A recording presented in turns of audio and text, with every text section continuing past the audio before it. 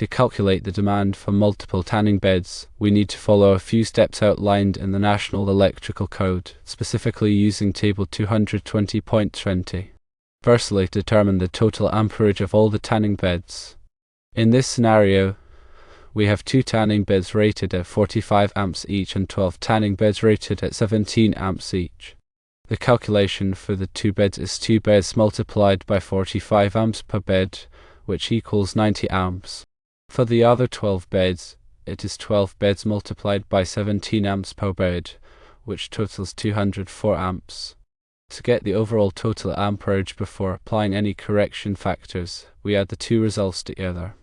90 amps plus 204 amps equals 294 amps. Secondly, we need to find the applicable correction factors from NEC Table 220.20. The correction factor accounts for the fact that not all tanning beds will be operating at their maximum load simultaneously.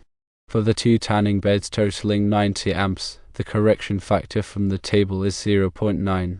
For the 12 tanning beds totaling 204 amps, the correction factor from the table is 0.8. Thirdly, we calculate the demand for each group of tanning beds by multiplying their total amperage by the appropriate correction factor. For the 2 tanning beds, it is 0.9 multiplied by 90 amps, resulting in a demand of 81 amps. For the 12 tanning beds, it is 0.8 multiplied by 204 amps, resulting in a demand of 163.2 amps. Finally, to determine the total demand for all the tanning beds, we add the individual demand calculations together. 81 amps plus 163.2 amps equals 244.2 amps. Therefore, the total demand for the 14 tanning beds is 244.2 amps. It's crucial to use this demand value when sizing the electrical service, conductors, and overcurrent protection to ensure safe and compliant installation.